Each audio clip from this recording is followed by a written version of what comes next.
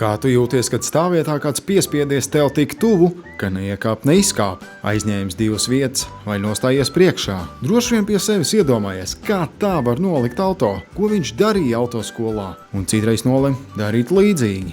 Patiesībā novietot auto nemaz nav tik vienkārši. Ja man jānoparkojas pļavā, es esmu viens, vietas daudz, viss ir skaisti. Diemžēl arī Rīgā tās brīvās vietas nemaz tik daudz nav. Ja man ir problēma ar to parkošanos, tad man jāmeklē brīva stāvvieta, kur es varu brīvi iebraukt, kur ir 2-3 vietas brīvas, kurā es varu nostāties. Bet, ja tur ir viena brīva vietiņa, tad un tanī steidzoties uz hokeju, gribās nostāties, tad tas ir jāmācās, tas jātrenējās. Biežākās problēmas rodas, jo grūti saprast savu auto gabarītus. Veicot manevru, nevienmēr izmantojam visu telpu un reizēm arī slinkojam. Redzam, ka auto nav novietota skaisti starp līnijām, bet atpakaļ mašīnā kāpt negribas.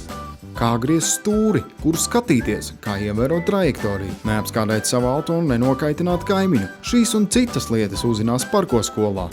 Tā ir vienīgā skola Latvijā, kur atklāsim veiklas parkošanās knifus sarežģītākajās situācijās. Piesakies bezmaksas apmācībai Facebookā vai raksti uz piesakos@parkoskola.lv.